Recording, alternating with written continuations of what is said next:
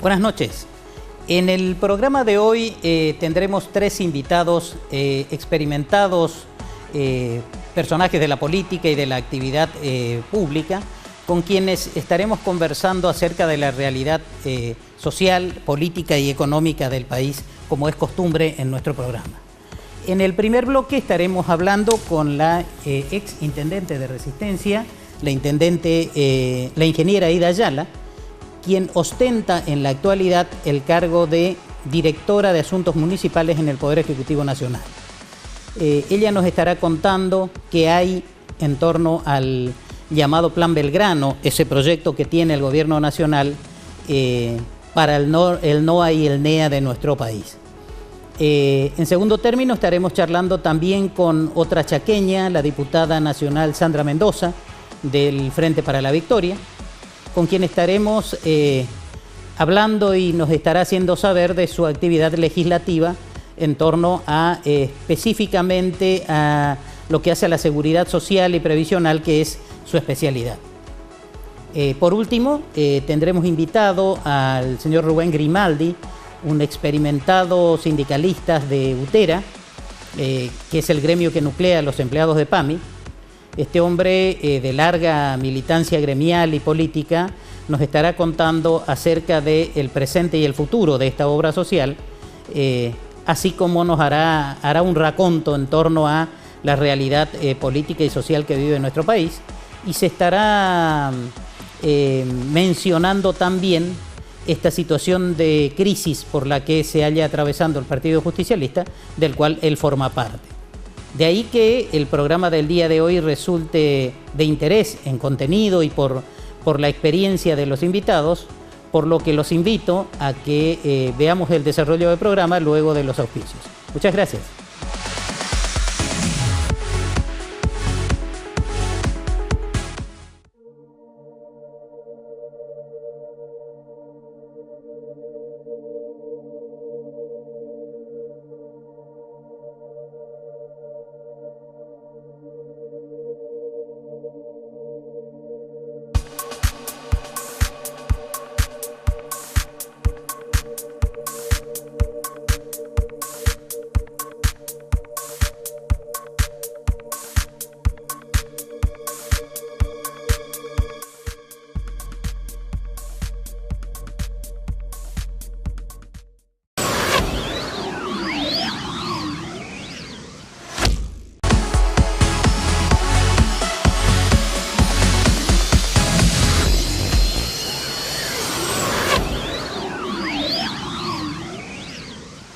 Bueno, buenas tardes, ingeniera.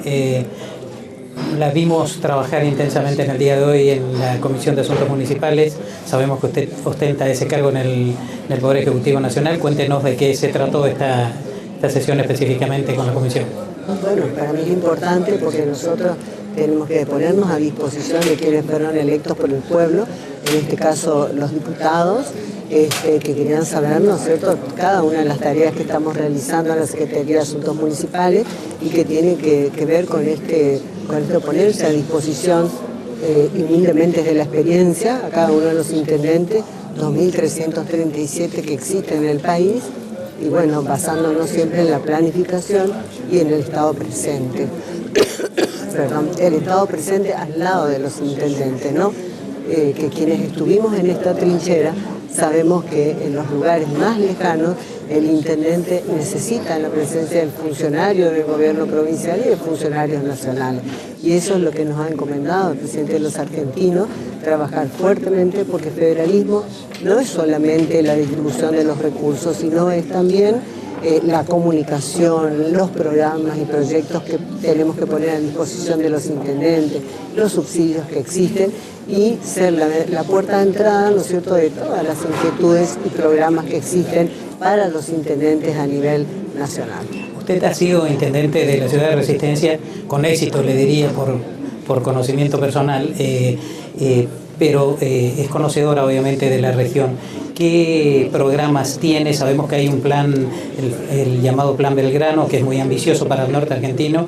¿En qué consiste y qué hay para el norte argentino desde esta nueva administración que encabeza el ingeniero Macri? Bueno, el ingeniero Mauricio Macri, que es uno de los primeros presidentes de la historia que ha cumplido con la palabra empeñada, puso, digamos, como prioridad y como eje de su gestión el Plan Belgrano, que son las obras, el gasoducto, el acueducto, agua, 100% de agua para los argentinos, sobre todo el norte postergado, 75% de cloaca. Y eso es todo lo duro, ¿no es cierto?, que se realiza en distintos lugares de la cartera del ministro del Interior, que es Rogelio Frigerio. Y nosotros que vamos a hacer la tutoría de cada uno de los intendentes, es decir, subsidios, programas que tienen que ver con mi pueblo, con el programa de atención ciudadana y capacitación y herramientas que hoy necesitan los intendentes del siglo XXI, que tienen que ver con la modernización del Estado, ¿no?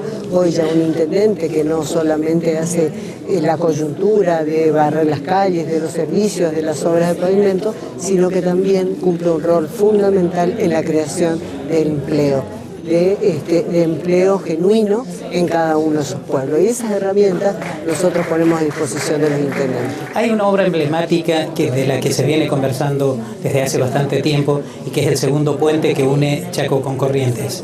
Con este nuevo Plan Belgrano, ¿hay posibilidades de que se pueda materializar esa mega obra? Sí, por supuesto. El puente Chaco Corrientes ya es imprescindible en la región. Y es un proyecto que ha tomado el ingeniero Cano, que es, digamos, el responsable del Plan Belgrano a nivel nacional, y esto va a ser una realidad porque realmente la región necesita. Así que creo que se ha tomado el proyecto que estaba y esto se va a licitar. Bueno, forma parte de este plan ambicioso, bueno, que tenemos que construirlo entre todos los argentinos. ¿Y los recursos para esa obra, hay posibilidades ciertas de poder conseguirlo? Bueno, nosotros a partir de esta nueva Argentina, donde decimos este cambio de paradigma, esto volver a insertarnos en el mundo, de tener acceso a créditos internacionales, claro que se abren todo este tipo de posibilidades. Si uno está aislado de créditos, digamos, de lo que pasa en el mundo, es muy difícil. Y esto es lo que ha pasado en la Argentina. Este es el cambio que se ha dado, la nueva forma de hacer política y que tiene que ver con integrarnos los argentinos y lograr esas obras que son para todos y que nos van a beneficiar. Solamente podemos sacar la Argentina adelante con trabajo genuino. ¿Cómo logramos trabajo genuino? Con el desarrollo de los pueblos, que no es solo el crecimiento, el desarrollo local, el desarrollo por región, como lo está haciendo Corrientes, por ejemplo, con su plan estratégico. Le agradezco mucho, ingeniera, ha sido muy amable. Si se quiere dirigir a nuestros televidentes, las cámaras a su disposición. Bueno, decir simplemente a todos los intendentes que estamos a disposición. Ustedes fueron electos por el pueblo y nosotros humildemente, por este trabajo que nos ha encomendado el presidente Mauricio Macri, el ministro Rogelio Frigerio, bueno, estamos a disposición para transitar este camino, este cambio de paradigma que se ha impuesto en la Argentina. Muchas gracias, muy amable. A su disposición.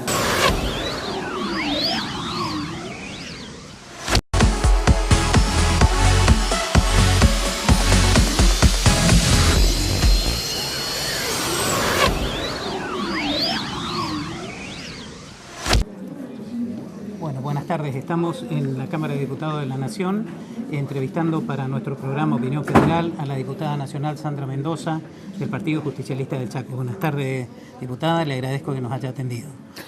Sí, ¿qué tal? Buenas tardes, Oscar, y buenas tardes para toda la audiencia. Y bueno, estamos trabajando en este preciso instante, estamos recibiendo información en la Comisión de Asuntos Municipales de su secretaria nacional, que es Aida Ayala. Usted, además de esta comisión, integra algunas otras, ¿no? Sí, o sea, soy vicepresidenta de la comisión, para mí una de las más importantes y de las cuales es mi especialidad, que es la Comisión de Seguridad Social y Previsional, la que incluye todo el tratamiento de obras sociales, el tratamiento de los jubilados, o sea, entonces, obras sociales, PAMI incluido. En este momento en que la actual Administración Nacional ha puesto un poco en crisis a la seguridad social y a la salud pública en general, especialmente al PAMI, que se lo ve como muy resentido. ¿Qué se está haciendo desde la Cámara? Nosotros hemos presentado desde el Frente para la Victoria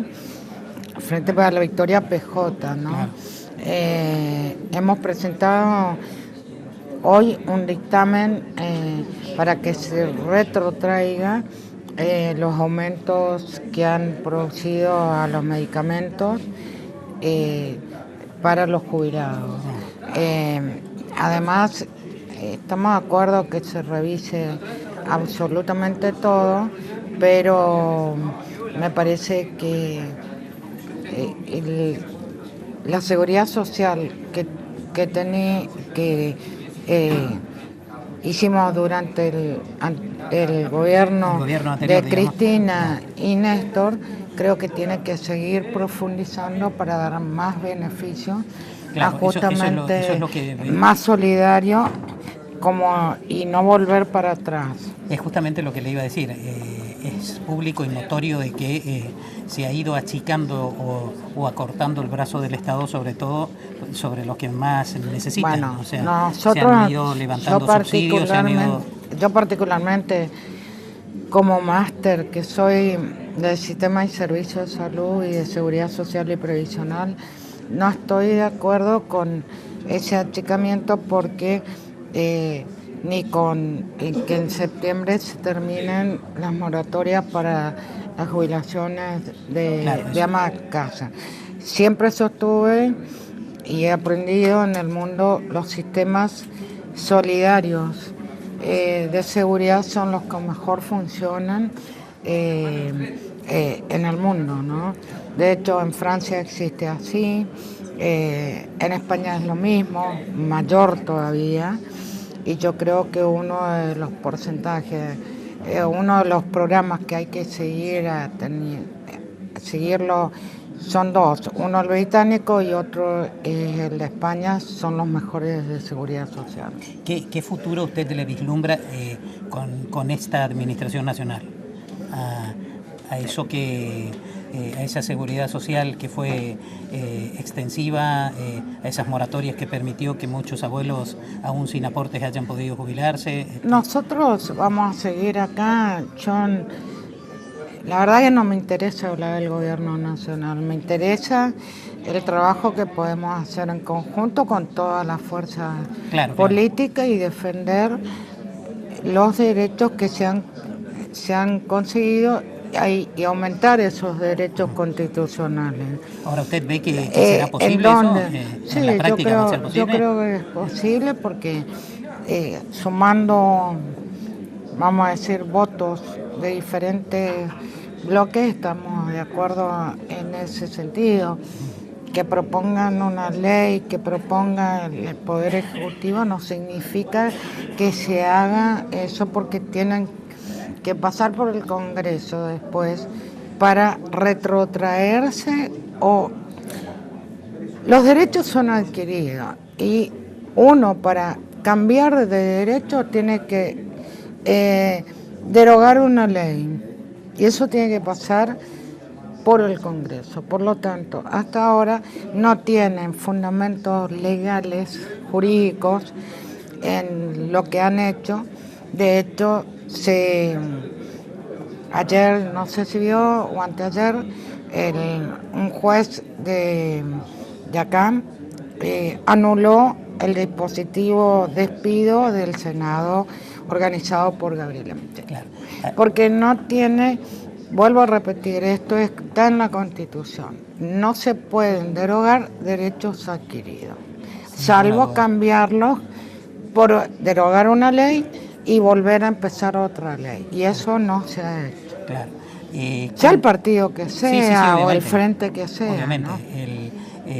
Entendemos que es una cuestión de justicia, digamos. O sea, derechos adquiridos no pueden volver para atrás. Claro. Su opinión como legisladora respecto de este masivo desempleo entre los que se cuentan numerosos colegas nuestros de los medios de comunicación. No solo de los medios de comunicación, han hecho estragos en despidos masivos a los que pseudo titularen propio del neoliberalismo de llamarlos ñoqui. y nadie, que es una ofensa desde el punto de vista humanitario, estigmatizar a un trabajador público. Esto esa es la concepción diferente, para hacerte simple. Una cosa es la concepción que tiene el peronismo, en mi caso, que es la del Estado protector. Y otra cosa es la que tiene vamos a decir, el actual gobierno, en que el neoliberalismo lo que hace es ocupada por todos empresarios. Entonces, es muy diferente la situación, porque uno no se puede desentender de lo que es el Estado. Y ratifico mi posición. Yo me parece denigrante que se hayan dicho ñoquis y se despidan. De hecho, la justicia ha revocado el fallo de los despidos que hubo en Congreso, ¿no? Respecto de las medidas que también han sido, a mi juicio, poco atinadas, el notable alza de los servicios públicos, le hace electricidad, gas, ¿qué se está haciendo a través Nosotros del estamos Congreso? tratando de sacar una ley que en realidad no es de nuestro partido, es de las 5 centrales obreras. Ese es el proyecto de ley.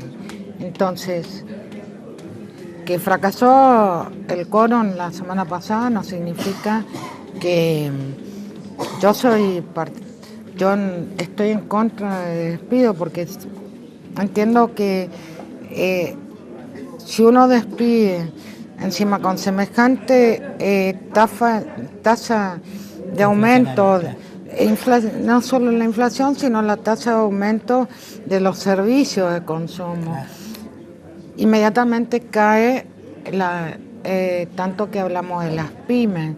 Entonces, una pyme puede tener 5 empleados, no puede sostener por los aumentos de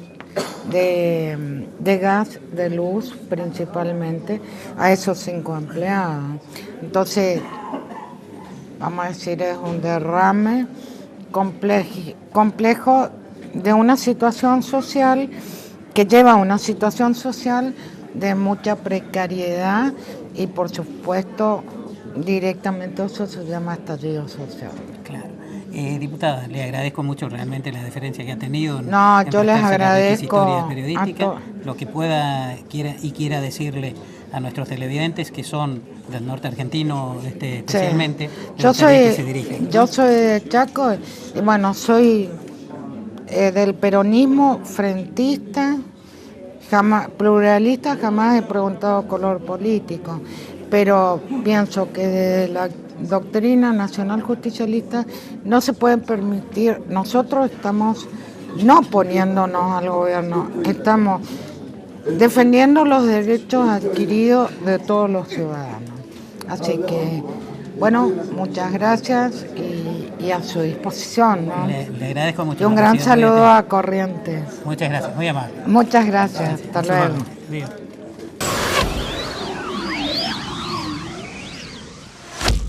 Buenas noches. Hoy vinimos a visitar al señor Rubén Grimaldi, secretario general de UTERA, con quien vamos a estar desarrollando el programa de hoy. Nos estará contando, en principio, de quién se trata la persona que estamos entrevistando y cómo está compuesto y cuáles son las actividades que desarrolla desde su gremio. Buenas noches, Grimaldi. Buenas noches, ¿cómo le va? Le comento, este programa se transmite a través del canal 7 de Corrientes y el canal 27 de Salta, además de numerosos cables del norte del país. Por eso me gustaría que le cuente a nuestros televidentes quién es el señor Rubén Grimaldi. Bueno, tengo 30 años de militancia en el gremialismo. Primero fui delegado de ATE, después fui el secretario general de ATE en el PAMI, y hace 14 años empezamos a tener una nueva alternativa, que es UTERA. Con un grupo de compañeros decidimos armar una nueva alternativa, un gremio del Estado que de alguna manera interprete el sentimiento de muchos trabajadores del Estado que hasta ese momento no eran interpretados. Tenemos una alta incidencia en el PAMI, tenemos muchos afiliados en otros organismos, muchos en la provincia de Buenos Aires, y venimos en un crecimiento constante que va a hacer que este gremio con el tiempo sea y ocupe el lugar que nosotros creemos que tenía que ocupar cuando lo empezamos a crear. Yo soy de militancia peronista, fui estudiante de Ciencias Económicas, en su momento pertenecía a la JUC cuando estudiaba. Eso me significó también que cuando vino el golpe militar me despidieran de mi trabajo por la ley de prescindibilidad. Y bueno, y después tuve la oportunidad de ingresar al PAMI, donde prácticamente más de mi vida, tengo 36 años adentro del PAMI, donde le tengo que agradecer mucho. Primero, mi desarrollo personal en cuanto al tema de poder tener un sustento para mi familia, y después también en lo gremial, porque me ha dado la oportunidad de participar. Yo fui uno de los primeros participantes en el MTA cuando se arma el famoso Movimiento de Trabajadores Argentinos, fui parte de la CGT disidente, y después acompañé al compañero Moyano en la conducción de la CGT desde que en los últimos 12 años, y he sido prácticamente parte del Consejo Directivo de la CGT. He tenido mi responsabilidad en algún momento de manejar la Comisión de Salud, con el cual era el coordinador general, donde hemos generado un proyecto que se llama Plan Federal de Salud, con un montón de compañeros especialistas en la materia, algunos provenientes de la salud pública, otros de la salud privada, y algunos casos de obras sociales. Y en el caso nuestro, que venimos del PAMI, que es una obra social. Al propósito del PAMI, sabido es que han cambiado la dirección en lo que hace a la administración actual y el actual gobierno nacional. Se sabe que el PAMI está atravesando algunos momentos difíciles, o más que el PAMI, los jubilados, por cuanto es de dominio público, que se han eliminado servicios, fundamentalmente en el interior. Nosotros lo sufrimos con muchos abuelos que han perdido la cobertura médica, que han perdido algunos servicios que PAMI desarrollaba anteriormente. ¿Qué opinión tiene respecto a esto? Yo lo que opino es que, bueno, lo primero que hay que entender es que el PAMI viene de una de las últimas peores administraciones. La última administración, la última gestión, la del doctor Luciano Isabel, fue para mí una de las peores gestiones que tengo conocimiento en mis 36 años de PAMI. Más allá de los hechos de corrupción, por una ineficaz gestión, realmente nunca se tuvieron en cuenta los parámetros que había que tener para manejar la obra social. Se ha tomado un montón de personal que no era justamente que el PAMI necesitaba. Lo llenaron de deudas, de prestaciones ineficientes. Cuando viene el nuevo gobierno se encuentra este nuevo panorama. De entrada, como todas las cosas, bueno, creo que cuesta mucho acomodarse, sobre todo en un PAMI en crisis, pero yo creo que hoy todavía le falta, digamos, un ritmo que realmente contemple la necesidad de los jubilados. Ya no podemos seguir diciendo cuál es la herencia heredada, sino cómo vamos a solucionar la herencia heredada. Claro. Y esto creo que es lo que, de alguna manera, muchos sectores de jubilados y algunos sectores de los trabajadores le venimos reclamando. Ahora, eso se contrapone a la reciente norma que la han votado emparentado con este blanqueo de capital. Sí, yo digo que en realidad la ley es un mamarracho. Primero porque, mezclamos un montón de cosas que no tienen nada que ver.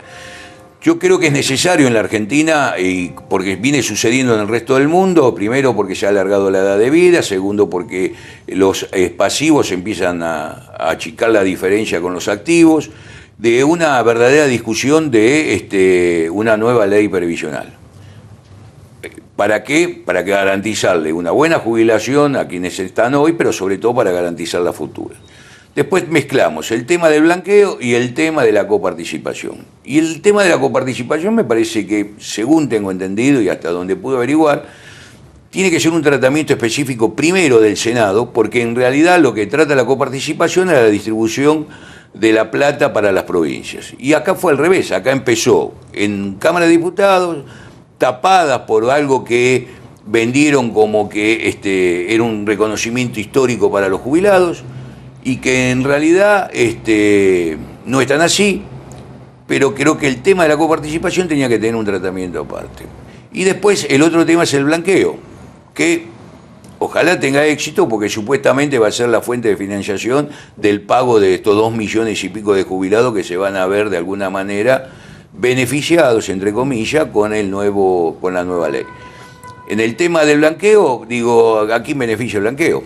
No beneficia ni a los trabajadores ni a los jubilados. Acá van a beneficiar a los amigos del poder, a los que estuvieron y a los que están. Claro. Entonces digo, me parece que también el blanqueo merecía un tratamiento aparte, porque también hay que ser muy cuidadoso de cómo se va a implementar, porque si no estaríamos castigando a aquellos que, algunos hasta prácticamente por obligación, porque constantemente a nosotros nos sacan un mal llamado impuesto a la ganancia, que es un impuesto al trabajo, que nadie nos pregunta si lo queremos pagar o no, y si lo queremos blanquear o no. Pero digo, en el caso del blanqueo, me parece que no beneficia ni a los trabajadores ni a los jubilados. Entonces digo, me parece que se usó un oportunismo político, la necesidad de los jubilados para cobrar, la necesidad de las provincias para tener plata a través de la coparticipación y hacer un blanqueo que va a beneficiar a los amigos de siempre. Ahora, además hay, a mi juicio, se abrió la puerta de una potencial privatización nuevamente de lo que es ANSES, y que creo que ya por lo ocurrido anteriormente con las FJP fue una experiencia nefasta.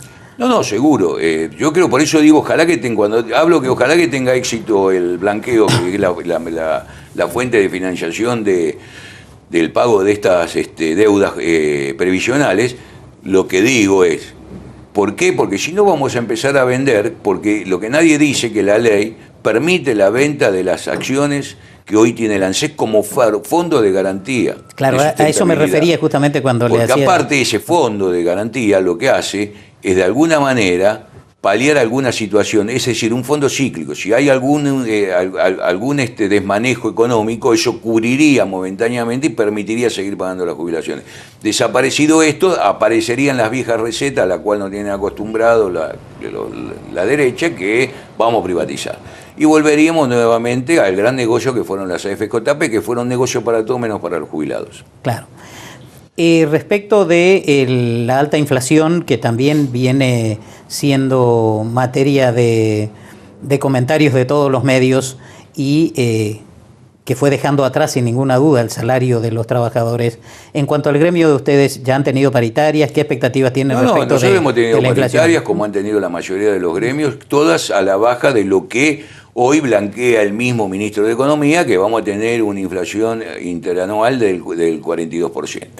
Nosotros vamos a tener una pérdida considerable de nuestro poder adquisitivo, que ya inclusive anteriormente, sobre todo los trabajadores del Estado y los trabajadores provinciales y municipales venían sufriendo, con lo cual se profundiza. Yo digo, en este país, en este momento, hay gente que teniendo trabajo es pobre. Entonces, me parece que es un tema para ver. Y aparte hay que entender algo. Los 2 últimos 2 meses del gobierno anterior hubo un aumento considerable de los precios de las canastas, sobre todo de los productos de consumo y de la canasta básica. Después tuvimos el tema del 40% de la devaluación. Y eso acompañado con más aumentos en los productos. Y en algunos trasladaron el 40% de esa devaluación a los productos, que ya los tenían asumidos. Por eso a mí hoy no me llama la atención cuando los grandes grupos concentrados dicen vendemos 3x2, llévese 4 y pague 3, y si no paga se lleva 2, y si lleva 2 más pagamos el 50%, porque eso ya lo veníamos pagando. Es decir, los grandes supermercados, los grandes grupos concentrados hicieron un colchón muy importante que hoy les permiten hacer eso, cuando en realidad lo que tenían que hacer es volver a retratar los precios, porque cuando el dólar estaba en 9.40, ellos tenían los costos sacados ya a $1 de 15 pesos. Le vuelvo al tema de PAMI que usted se refería a el último gobierno como un gobierno de corrupción dentro de la administración. ¿Qué opinión tiene respecto de estos mediáticos casos de corrupción que que están invadiendo todos los medios? Yo creo que a mí a veces me preocupa un poco porque digo, está bien, todo lo que estamos viendo por la televisión, lo sabíamos, muchos lo imaginaban. Me parece bien que se den a conocer. Lo que no creo, que me parece que este reality de la justicia que hoy estamos viendo le sirva al gobierno, muy oportunista, de tapar cosas que no pueden arreglar. Los salarios, el impuesto a la ganancia, el tema... Porque digo, cuando hablábamos de la jubilación, si queremos sacar una ley que realmente beneficie a los jubilados, ¿por qué no discutimos el 82% móvil? Claro. Esa es la verdadera ley que habría que discutir, y no estos parches que hacen de que con diferentes coeficientes nunca llegamos a la realidad. Y volviendo al tema del PAMI, los hechos de corrupción fueron llamativos en el PAMI. Esto de haber internado muertos, de haberle pagado medicamentos a los muertos, de haberle dado prótesis a los muertos, todo esto lo ha desfinanciado considerablemente el PAMI. Pero esto tiene que ver con algo que nosotros venimos reclamando como trabajadores de PAMI, que es la normalización del PAMI. El PAMI ha estado intervenido desde la asunción del gobierno, del último gobierno, desde que asumió el presidente Kirchner, y había un decreto que decía que en 180 días que se había que normalizar. Nunca se respetó, nunca se normalizó, siempre fue manejado, nadie rinde cuenta de cómo se gasta la plata, que no es del Estado, porque cuando uno habla de la plata del Estado, uno del PAMI piensa que es plata del Estado. No, claro. Esa es la plata que aportamos nosotros. Por lo cual nosotros tenemos que tener, tanto los jubilados como, es decir, los trabajadores activos como los pasivos, tenemos que tener a alguien que nos rinda cuenta de en qué se gasta la plata. Y acá nadie lo hace. Inclusive yo dije, mientras tanto, y hasta tanto se pudiera de alguna manera compensar en este momento el PAMI, yo creo que habría que haber creado una comisión normalizadora bicameral donde haya diputados y senadores de la oposición y del oficialismo, y que controlen y que vean cuál es el manejo que hay que darle al PAMI. Porque si no, que muchas veces esto deja librado a que una sola persona tome decisiones con las cuales o beneficia o perjudica a millones. No, pensemos que hoy tenemos más de 4,5 millones de afiliados en el PAMI. Ahora, ¿no le hace un poco de ruido esto que la justicia, como usted bien lo calificó, este reality, sirva o vaya adelantando a través de los medios lo que van a ser los futuros fallos judiciales? ¿No se parece más a una cacería de la oposición, a que se persiga la real corrupción? Hay un oportunismo. Una vez, y usted que es abogado lo sabe, un abogado me decía, porque comentando el caso, un caso parecido respecto a algún tema de corrupción, me decía, hay dos condenas. La condena mediática, que es la que estamos viendo ahora, ya estamos todos condenados, están todos... y la condena judicial. Y no siempre están de acuerdo. A veces se usa la condena mediática para condenar a alguien, y después realmente cuando se termina el juicio y todo, nadie ha podido probar lo que se decía. Con esto no quiero salvaguardar o de alguna manera decir que el gobierno anterior no encubrir, digamos, digo, el gobierno anterior ha cometido errores gravísimos, ha tenido la oportunidad histórica porque ha tenido viento de cola y no lo supimos aprovechar. Hoy tenemos problemas en la energía, tenemos problemas cuando realmente se tenía que haber invertido en eso. Tenemos serios problemas de salud porque no se ha invertido en salud. No solamente el gobierno el problema estructural de la salud en Argentina viene de muchísimos años, pero se ha profundizado los últimos tiempos. Y digo, habiendo tenido esas oportunidades, más allá de algunas cosas buenas que hizo, el tema de la asignación por hijo, el tema de que cada chico tenga su computadora, pero digo, en el fondo, con los hechos de corrupción que se han visto últimamente, lo poco bueno que hicieron, creo que quedó... Lo fueron despintando, digamos. Lo fueron despintando. Claro, por eso yo creo que de ahí es que por ahí sería prudente esperar los fallos judiciales una vez acreditado, una vez probados los hechos, como usted dijo, para evitar esta sanción mediática que por ahí está pegando muy fuerte, y yo creo que le está dando mucho oxígeno al gobierno actual para tapar algunos otros hechos que... No me cabe ninguna duda, pero le voy a decir algo, le voy a demostrar en algo que ha pasado el último domingo. El último domingo, 3 programas de televisión muy importantes, se iniciaba Periodismo para Todos con La Nata, con declaraciones de algunos de estos muchachos que antes parecían que eran ladrones y ahora son los que realmente van a salvar la patria. En otro caso estaba la palabra de la presidenta en otro canal estaba Majul, y llamativamente, ¿quién les ganó a todos?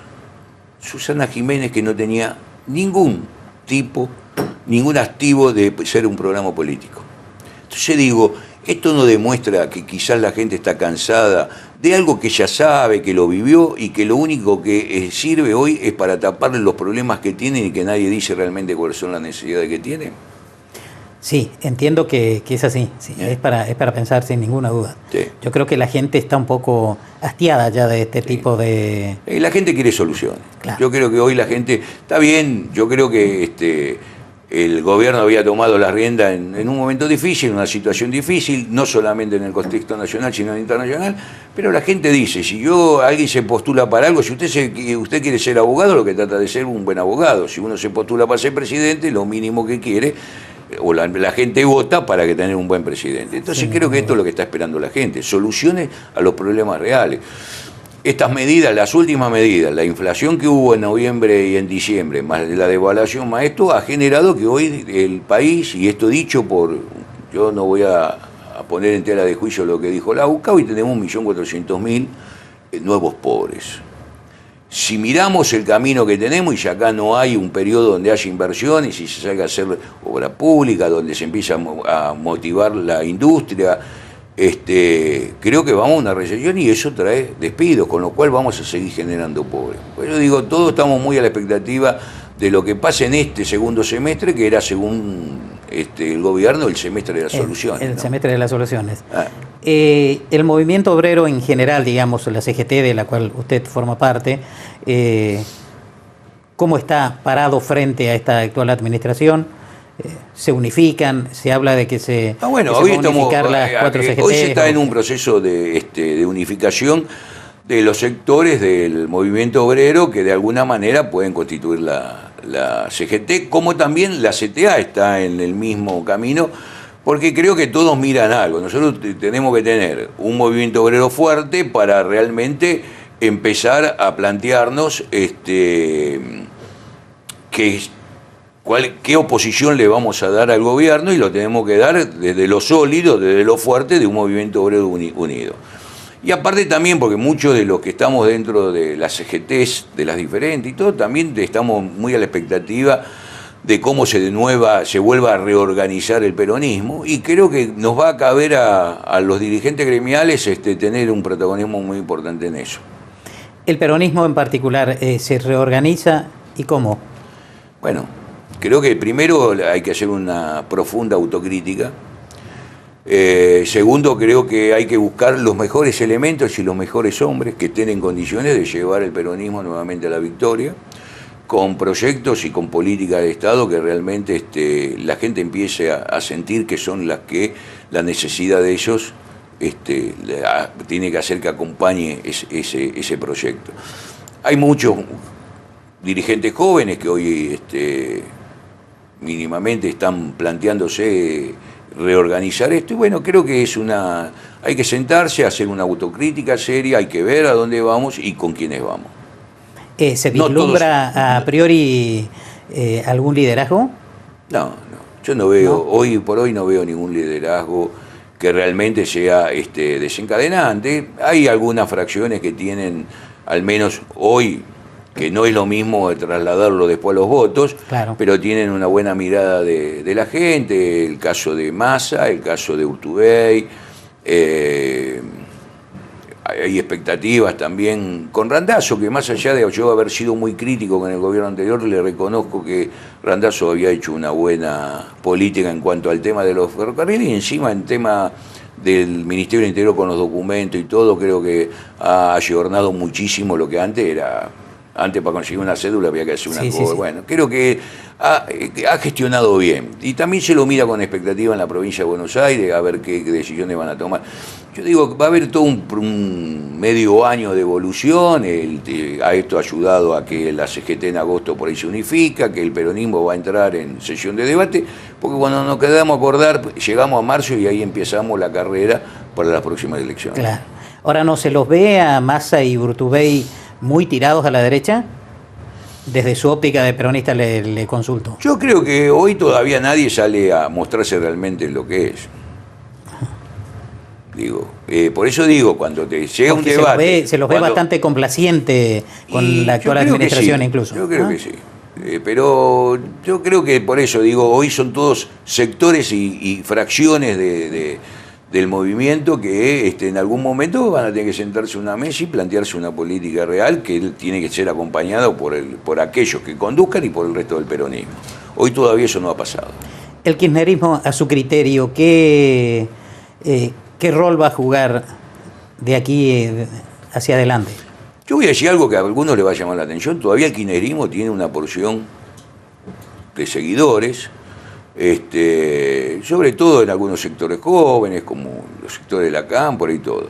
Yo no lo enrolo al kirchnerismo dentro del nuevo peronismo. Yo por eso también creo que la expresidenta, cuando sale a armar Poder Ciudadano, ese nuevo digamos, partido o sector político que quiso armar, es porque también ella se da cuenta que el kirchnerismo se ha desvanecido, sobre todo tapado por la montaña de sucesos que han venido ocurriendo, ¿no? De un montón de funcionarios que hoy están salpicados por la corrupción, o al menos por denuncia de corrupción, un montón de hechos que no han terminado de generar la confianza en la gente como para que el kirchnerismo siga siendo un protagonismo importante.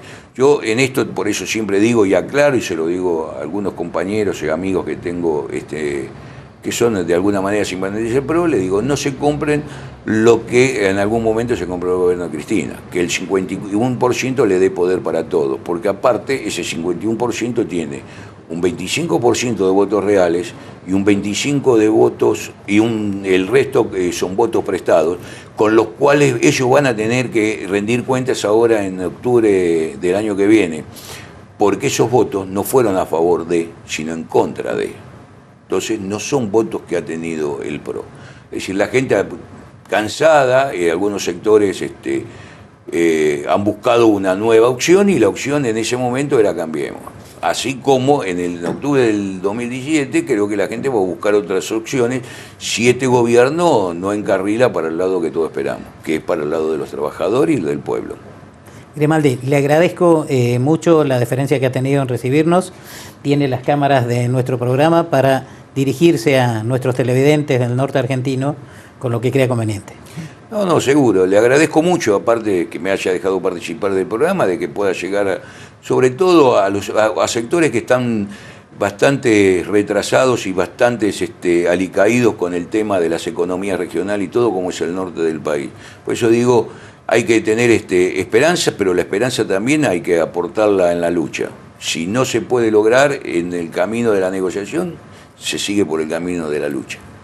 Gracias. Le agradezco mucho. Gracias. Buenas noches.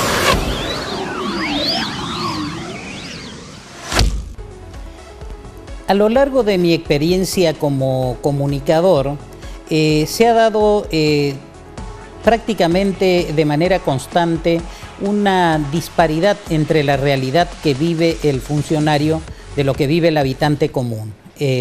Luego de haber transcurrido el programa de hoy, creo que esa apreciación se vio con mayor contundencia. Hemos podido apreciar en el primer bloque a la directora de Asuntos Municipales, la ingeniera Aida Ayala, quien habló con absoluta precisión que las obras prometidas para Alnea se realizarían sin lugar a dudas, por cuanto estaba empeñada la palabra del presidente Macri, y lo dijo con mucha soltura y vehemencia, que el presidente Macri no miente o sostiene su palabra. Después de escuchar ello, me llamó más aún al recuerdo de esta disparidad que siempre ocurre y que tengo presente, porque manifestar que el presidente Macri cumple con su palabra, por lo menos a este momento, no es cierto, o por lo menos no es todo cierto. Recordemos que en campaña el presidente Macri prometió que no iba a devaluar, dijo, y su primera medida de gobierno fue la más cruenta devaluación que se conoce en los últimos tiempos, que dio un golpe letal al bolsillo de los que menos tienen. También había prometido pobreza cero en los primeros 100 días de su función. Y en el día de ayer hemos podido enterarnos de que la pobreza en este país ha crecido a 36 puntos y que ya tenemos 1.400.000 pobres más.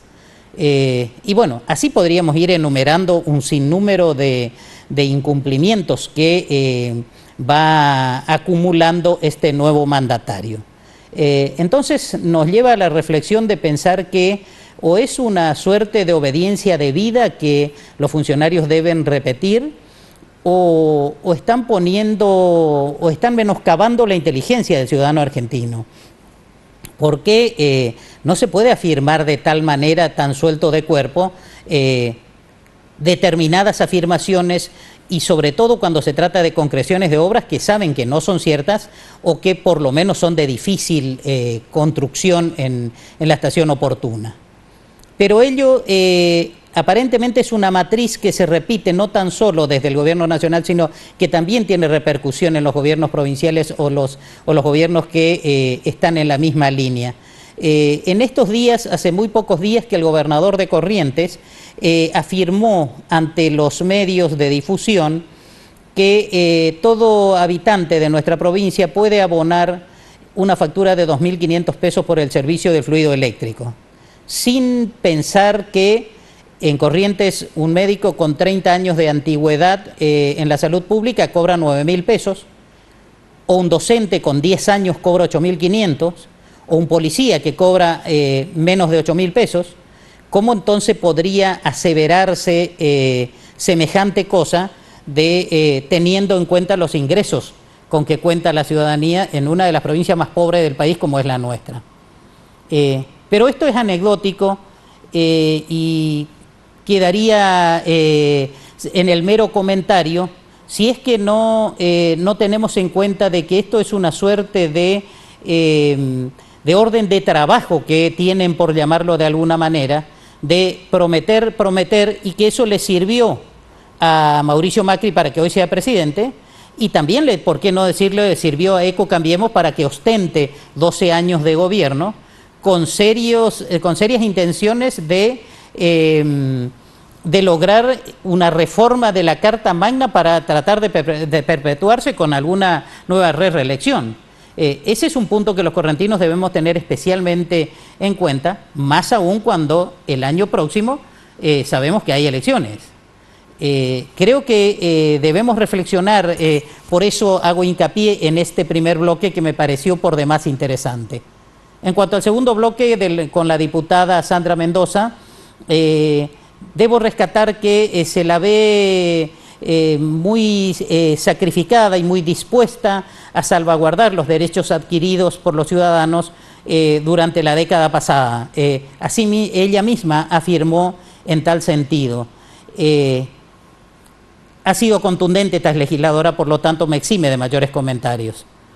En cuanto al último bloque, el sindicalista Rubén Grimaldi ha hecho un raconto pormenorizado de cómo es el presente y cómo debía ser el futuro de la obra social más grande del país, el PAMI, que nuclea a los trabajadores de su sector, así como analizó puntualmente la situación actual social, política y económica del país y, como decía al principio, se inmiscuyó de manera profunda en la interna del Partido Justicialista, dando una suerte de diagnóstico de qué medida o qué medidas debería tomar esta agrupación política si pretendiera en el futuro volver a ser una alternativa de gobierno.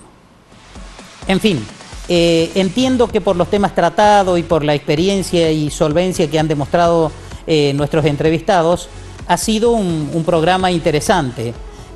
Al menos a mi juicio entiendo que fue así, espero que les haya gustado y como siempre los invito a encontrarnos dentro de 8 días en esta misma señal. Muchas gracias, hasta mañana.